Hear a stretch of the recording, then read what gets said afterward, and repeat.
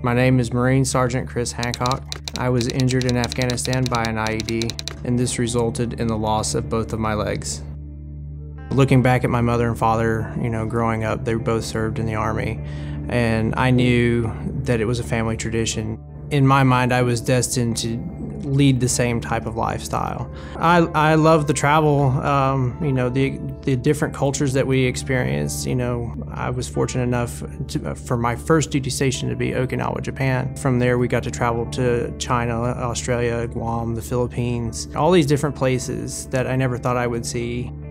We were in Sangin Valley, Afghanistan. I was lead point man in the patrol as a combat engineer. That was my job, was to be in front of everyone, swinging a stick, metal detector, looking for IEDs. And I got a metallic hit with it, so I knelt down, and by the time I swung the metal detector around behind me, everything was blowing up.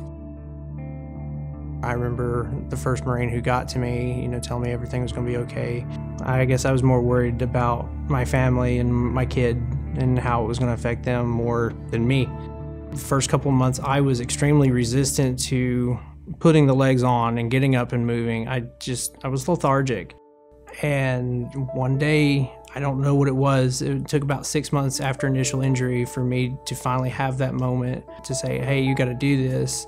I started walking and getting up and doing the things without that resistance. It was night and day after that. My son is my motivation for everything that I do. Whether it's from marathons to just living life, painting pictures, whatever we do, he's that ultimate reason. He's the reason why I'm still standing, to be a part of his life.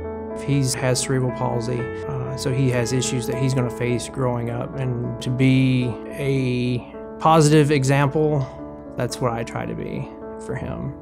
He's my strength. He's my motivation. He's my life. And, there's nothing greater in the world.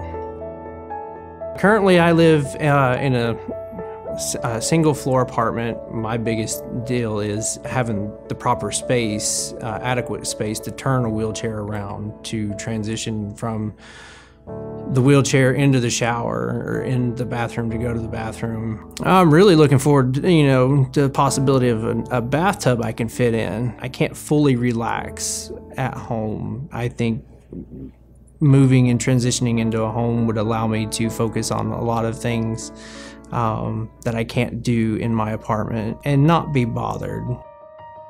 Homes for Our Troops will allow me to reach a level in my life where I can finally find peace. This is the rest of my life, where I can focus on being a father to my kid in his life. I'm looking forward to what the future will bring with Homes for Our Troops. Because the possibilities in the homes that they offer are just endless. What I'm looking at doing in the future is attending school for myself. I've got a number of things that I want to study. Having a home will grant me the opportunity to focus solely on school, or anything that I've got going on outside of the house without worrying about the house.